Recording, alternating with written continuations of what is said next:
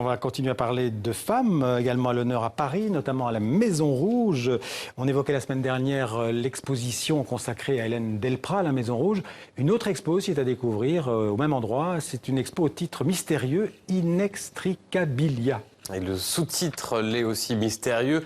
Enchevêtrement magique, étonnante exposition, étonnante idée qui rassemble des œuvres très disparates. Il y a de l'art contemporain, il y a de l'art brut, il y a de l'art africain, de l'art traditionnel. Mais avec un point commun, il y a toujours quelque part des fils qui s'enchevêtrent, donc qui s'en mêlent. Vous voyez sur ces premières images, des fils, des ficelles, des cordes, des cordelettes. Ça tisse, ça s'entrelace, des œuvres qui viennent du monde entier avec des cultures différentes, des croyances différentes. Et pourtant, quand on se promène dans l'exposition, on voit qu'elles se ressemblent. Parfois, elles se répondent, ces œuvres. Je vous propose d'aller à la Maison Rouge, Xavier, et de découvrir cette très étonnante exposition en compagnie de la commissaire, spécialiste de l'art brut, qui nous vient tout droit de Lausanne.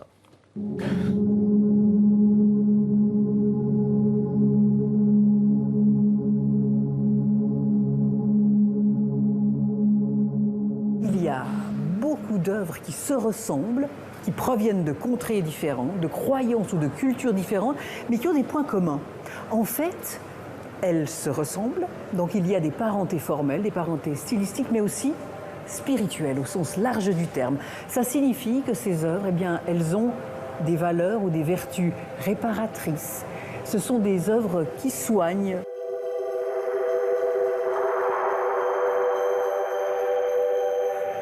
Les créateurs, ils trouvent un moyen d'explorer, de créer, mais surtout aussi de penser avec le mot « a », de réparer. C'est le cas de Louise Bourgeois, comme d'Annette Messager, mais aussi de pèlerins sur une île près de la Turquie, où en fait ils déroulent des fils, ils débobinent, tout simplement parce qu'en fait ils sont en train de prier, ils demandent que des vœux soient exaucés.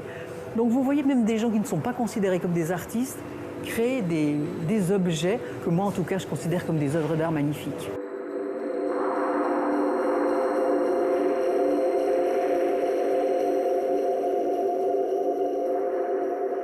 Il y a beaucoup de femmes qui n'ont pas eu le droit à la parole. Par exemple, beaucoup de femmes internées dans des hôpitaux psychiatriques, ou beaucoup de femmes d'ailleurs qui ont créé, mais sans vouloir produire des œuvres d'art, sans ailleurs avoir le statut d'artiste, des femmes qui se sont lancées à corps perdu dans la création artistique en toute liberté.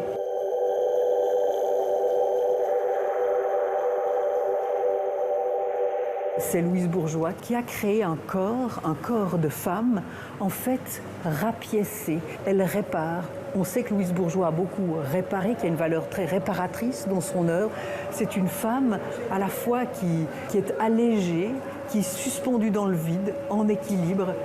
C'est Louise Bourgeois qui disait « Dans mes œuvres, je chasse les démons ».